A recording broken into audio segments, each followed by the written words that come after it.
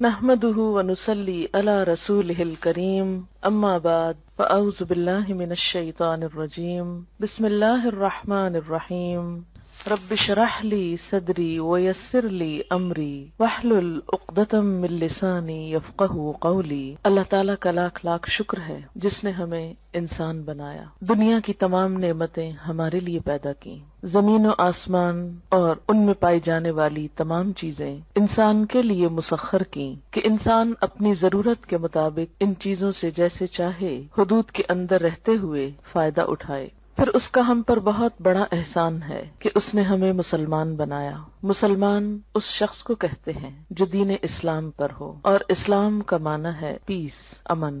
گویا مسلمان وہ شخص ہوتا ہے جو پرامن ہوتا ہے، اندر سے پرسکون ہوتا ہے، لوگوں کے ساتھ پرامن ہوتا ہے۔ لوگوں کے ساتھ وہی شخص پرامن ہو سکتا ہے جو اندر سے پرسکون ہو۔ اگر کوئی شخص خود اندر سے بے چین ہو، غیر مطمئن ہو، غم، غصے، غضب کا شکار ہو، وہ شخص دوسروں کے ساتھ اچھا معاملہ نہیں کر سکتا۔ اسی طرح وہ شخص جو اندر سے بدنیت ہو، حسد کا شکار ہو، بدگمانی کا شکار ہو، برے جذبات کا شکار ہو، وہ شخص بھی دوسروں کے ساتھ اچھا برتاؤ نہیں کر سکتا۔ نبی اکرم صلی اللہ علیہ وسلم نے مسلمان کی تعریف یہ بتائی کہ المسلم من سلم المسلمون من لسانہ و یدہ، مسلمان وہ ہوتا ہے جس کے ہاتھ اور زبان سے دوسرے مسلمان سلامت رہیں، یعنی ان کو کوئی تکلیف نہ پہنچے۔ تو جیسا میں نے عرض کیا کہ دوسروں کو سلامتی وہی دے سکتا ہے جس کا اپنا دل سلیم ہو، سلامت ہو۔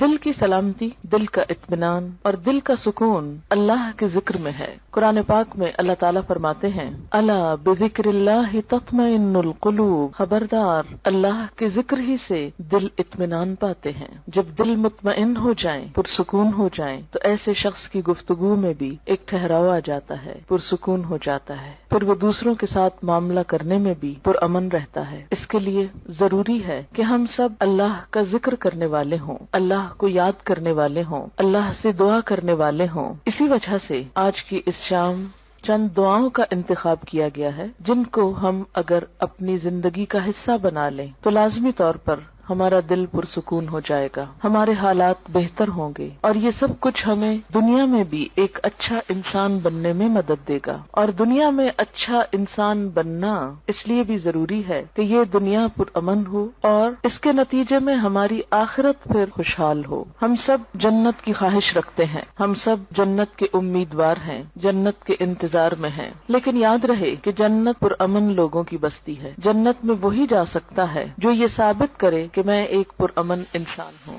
دنیا میں بھی جو انسان خود پرامن طریقے سے نہیں رہتا اور دوسروں کی جان، مال، عزت، آبرو پر حملہ کرتا ہے یا ان کو نقصان دیتا ہے تو ایسے شخص کو معاشرے میں کھلم کھلا چھوڑ نہیں دیا جاتا۔ دنیا میں بھی ایسے شخص کی جگہ جیل خانہ ہوتی ہے۔ ایسے لوگ جو معاشرے کا سکون برباد کریں، معاشرے میں بے چینی پیدا کرنے کا سبب ہوں، ان کو دنیا میں بھی پکڑ کر قید کر دیا جاتا ہے، اور اگر وہ دنیا کی قید سے بچ بھی جائیں، ان کا کوئی جرم ثابت نہ ہو سکے اور دنیا میں کوئی سزا نہ پا سکیں، تو آخرت میں ایسے لوگوں کے لیے پھر یقینی طور پر جیل خانہ ہے۔ اللہ کے جیل خانے کا نام جہنم ہے۔ وہ کون سی چیزیں ہیں جو انسان کو جہنم میں لے جاتی ہیں؟ ان میں انسان کی بری نیت سب سے پہلے آتی ہے۔ اگر کوئی شخص خانہ کعبہ کا طواف بھی کر رہا ہو لیکن اس کی نیت اللہ کو خوش کرنا نہیں، لوگوں کے سامنے اپنی نیکی کا پرچار کرنا ہے، تو اس کی وہ نیکی جعل سازی شمار ہوگی، قابل قبول نہ ہوگی۔ اسی طرح دوسری چیز جو انسان کو اللہ تعالیٰ کی نظر میں گراتی ہے وہ زبان کا غلط استعمال ہے۔ جھوٹ، چغلی، غیبت، دوسرے کو تانا دینا، یہ تمام چیزیں انسان کو اللہ تعالیٰ کی نظر میں گرا دیتی ہیں۔ یہاں تک حدیث میں آتا ہے کہ بسا اوقات انسان باقی زندگی میں کچھ اچھے ہی کام کرتا ہے لیکن اپنی زبان سے بعض اوقات ایسا کلمہ نکالتا ہے، ایسی بات نکالتا ہے کہ اس ایک بات کی وجہ سے وہ جہنم کی گہرائیوں میں جا پہنچتا ہے۔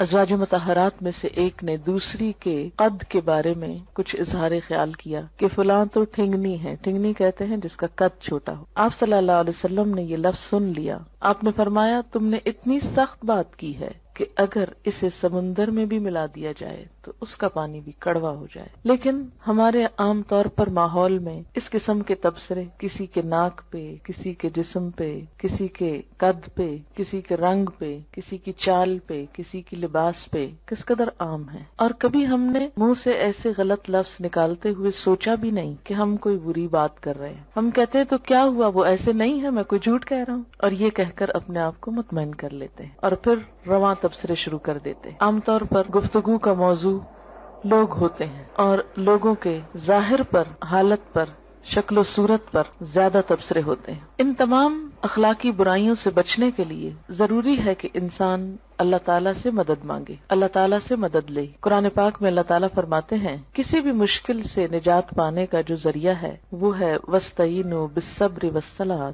مدد مانگو صبر کے ساتھ اور نماز کے ساتھ.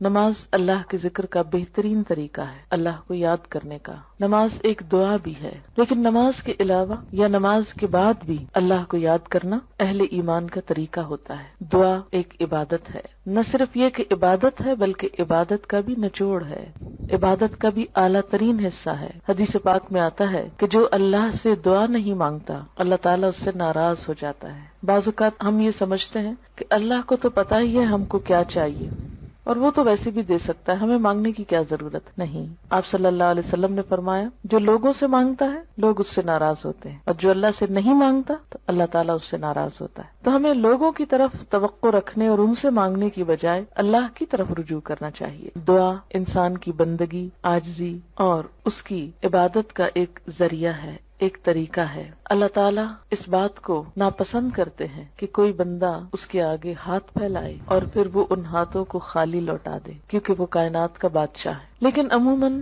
ہم دعا مانگنے میں کچھ ایسی غلطیاں کرتے ہیں کہ جن کی وجہ سے دعا قبول نہیں ہوتی. اس میں سب سے بڑی غلطی یہ ہوتی ہے کہ بسا اوقات ہم دعا تو مانگتے ہیں لیکن غفلت کے ساتھ توجہ نہیں کرتے، ہمیں یہ نہیں پتا ہوتا ہم مانگ کیا رہے ہیں. بعض اوقات کیا کرتے ہیں، کسی مشکل کے لیے وظیفہ تو پڑھتے رہتے ہیں، کوئی مخصوص آیت 1000 دفعہ پڑھ لی، 2000 دفعہ پڑھ لی، لیکن دعا نہیں مانگتے. ہم سمجھتے ہیں کہ صرف یہ آیت پڑھنے سے ہی کام ہو جائے گا. اس طرح ہم اپنے اوپر ایک ناروا بوجھ بھی ڈالتے ہیں اور دعا سے بھی محروم رہتے ہیں. بعض اوقات ایسی دعائیں مانگتے ہیں جو اس موقع کی مناسبت سے نہیں ہوتی. بعض اوقات ہم کچھ چیزیں تو مانگ لیتے ہیں روٹین میں یا رٹے رٹائے جملے بول دیتے ہیں لیکن ان کو محسوس نہیں کرتے. اور بعض چیزیں ہماری ضرورت کی ایسی ہوتی ہیں کہ جن کو مانگنے کا ہمیں سلیقہ ہی نہیں آتا کہ وہ بھی مانگنی چاہیے. اس لیے وہ تمام چیزیں ہم مانگیں جو نبی صلی اللہ علیہ وسلم نے مانگی. وہ کیوں، کس لیے؟ اس لیے کہ آپ ہمارے لیے ایک بہترین نمونہ تھے. آپ کی دعائیں بھی قبول ہوئیں، آپ کے مانگنے کا طریقہ بھی ہم سے زیادہ بہتر تھا، اور آپ نے وہ تمام چیزیں مانگی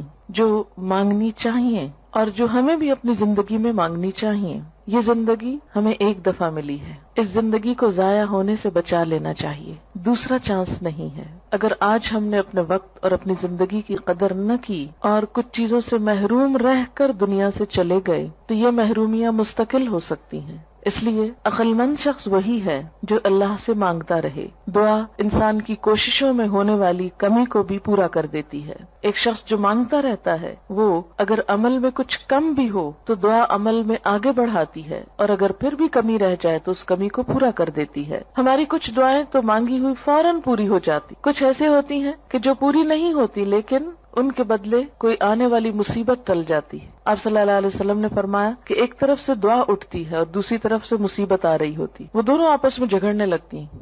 دعا مصیبت کو اوپر لے جاتی ہے کہ واپس جاؤ، اس بندے پہ نہیں آؤ، اور مصیبت اترنا چاہتی. پھر فرمایا جس میں زیادہ زور ہوتا ہے وہ دوسرے کو دبا لیتی. اگر دعا میں طاقت ہے، دعا میں قوت ہے، شوق ہے تو وہ مصیبت کو واپس لے جائے گی. اور اسی طرح اگر دعا پھیکی ہے، ڈھیلی ڈھالی ہے، یا مانگی نہیں یا پوری نہیں تو پھر مصیبت آ جاتی ہے. تو دعا کا ایک فائدہ کیا ہے؟ بسا اوقات وہی چیز مل جاتی جو ہم مانگ رہے ہوتے ہیں. بعض اوقات وہ تو نہیں ملتی، وہ جا رہی ہوتی ہے لیکن راستے میں وہ ایک آنے والی مصیبت کو واپس لے جاتی. مثلا انسان پہ کوئی بیماری آنے والی ہوتی اور انسان کو نہیں خبر کہ اس کے ساتھ یہ ہونے والا ہے. انسان کچھ اور مانگ رہا ہوتا ہے، مال مانگ رہا ہوتا ہے، اولاد مانگ رہا ہوتا ہے، گھر مانگ رہا ہوتا ہے، یا جو ہماری عام روزمرہ زندگی میں مانگنے کی چیزیں. اب اس کو وہ تو نہیں ملتا جو وہ مانگ رہا ہے، لیکن وہ مصیبت ٹل جاتی ہے جو آنے والی تھی، کیونکہ اگر وہ آ جاتی تو یہ مانگی ہوئی چیز ملنے کے باوجود وہ اس کی خوشی نہ دیکھ سکتا. مثلاً اگر ایک انسان کی موت آ رہی اور وہ زندگی نہیں مانگ رہا، وہ گھر مانگ رہا ہے. اگر اس کی دعا اسی طرح قبول کر لی جائے، اس کو ایک اچھا گھر مل جائے، لیکن گھر ملتے ہی اس کی زندگی باقی نہ رہے، تو اس کو اس گھر کے ملنے کا کیا فائدہ ہوا؟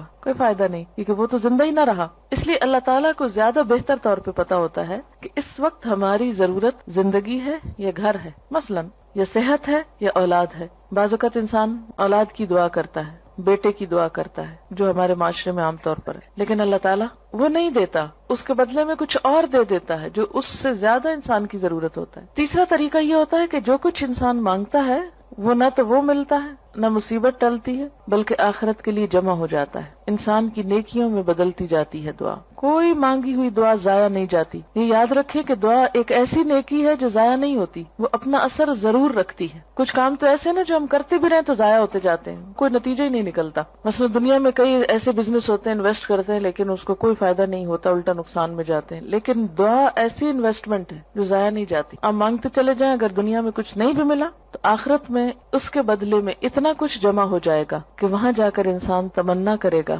اے کاش میری کوئی دعا دنیا میں نہ سنی جاتی اور مجھے آج ہی سب کچھ مل جاتا. پیغمبر ساری زندگی ایک دعا مانگ کر مایوس نہیں ہوئے. حضرت زکریا علیہ السلام ایک جگہ پر کہتے ہیں وَلَمْ أَكُمْ بِدُعَائِكَ رَبِّ شَقِيًّا، کہ اے میرے رب تجھ سے دعا مانگ کر تو میں کبھی نامراد ہوا ہی نہیں. یہ تو ایسا کام ہے جس کے بعد نامرادی ہے ہی نہیں، نقصان ہے ہی نہیں، خسارہ ہے ہی نہیں. اس لیے انسان کو مانگتے رہنا چاہیے. وآخر دعوانا الحمد للہ رب العالمین.